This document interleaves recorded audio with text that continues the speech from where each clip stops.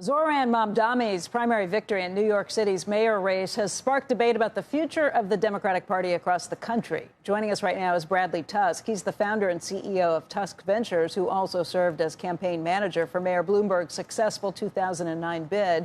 And Bradley, welcome. Thanks for being here. Sure, thanks for having me. Let's talk very quickly about what this means for New York, but I want to quickly get to the broader implications for the Democratic Party. Sure. People are watching nationally. Why does this matter? First of all, what does it mean for New York? Do you think he's actually going to be elected mayor?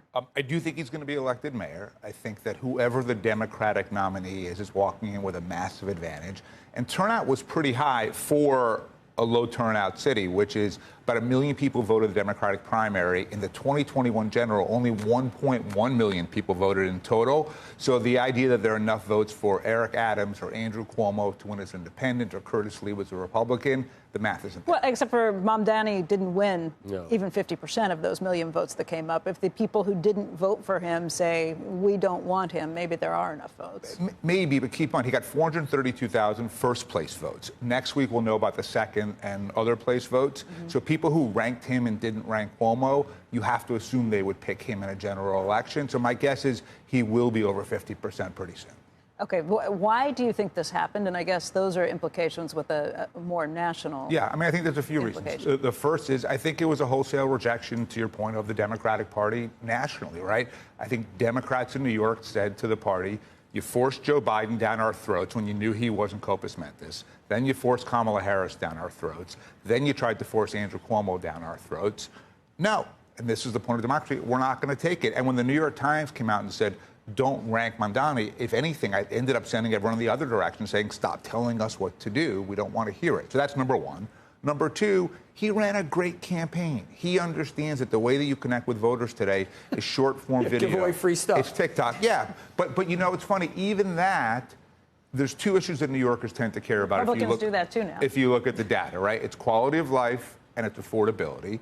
And he ran a campaign on affordability where none of the things he promised can happen realistically in the way that he promised them. But in terms of an issue that resonated with voters, he found that. We know what happens when you price everything too low, like affordable housing. Then there's no housing left. When you price goods too low, the demand it's just simple supply and demand. Right. So he's promising things, and the opposite will happen. We've seen it. Go to Cuba, go to any place where they've tried it. There's nothing on the shelves. We're going to, luckily, the mayor of New York City doesn't have that level of control over the supply chain or anything else. But overall, it's funny, Andrew Cuomo, who lost, his dad had this famous quote you probably remember, campaign in poetry, govern in prose.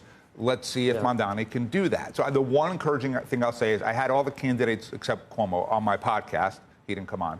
And where at least I was mildly reassured was Mamdani talking about his approach to hiring. Now, New York City or any mayoralty is an operational job. When I worked for Mike Bloomberg, the real reason that Mike was a great mayor was that he was able to attract the best talent for every job. Like you. Yeah, thank you. And let them do their jobs. So what Mamdani told me might not be true, but what he said to me on the air was, as long as the person that I'm hiring doesn't disagree with me about the thing that I'm hiring them to run, I just want the best people I can get. If he means that, that will make a big difference. And I have already offered to them and said, I'm happy, and a lot of people I know are happy to help give you resumes, find you talent, find you apolitical, talented administrators to run sanitations, parks, buildings, things like that.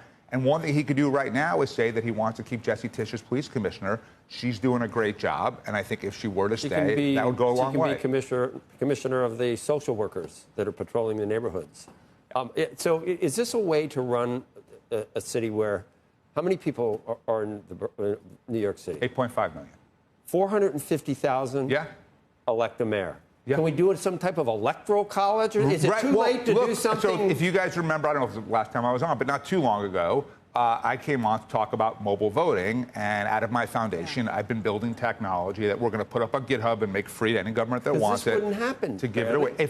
Exactly. So 5% of the city's population effectively chose the next mayor. If we had mobile voting, odds are all of these people who probably didn't vote would at least have the ability to do so. And it's not just that we'd have more turnout, we'd have better candidates. So part of that is the two-party system in the primaries, the way they're set up. We should also have open primaries, for sure. Open primaries should exist. Yeah. But that's not just New York City. I think it's particularly bad in New York City. That's the national problem, too. Okay. Yeah. Is the Democratic Party, I mean, if you look right now, AOC is in the lead when you look at any of these polls that they take or anything, followed up by the Gavin Newsom, the governor of California. Right. Is that the conservative? Yeah, well, look, for as long as we have a government that is seen as totally across the board one-sided, dysfunctional, and broken, the only people who tend to do well are demagogues on either side of the aisle. And then that just makes things even worse because they can't actually govern. And so we're just in this self-fulfilling doom loop, and we can fix it with better turnout.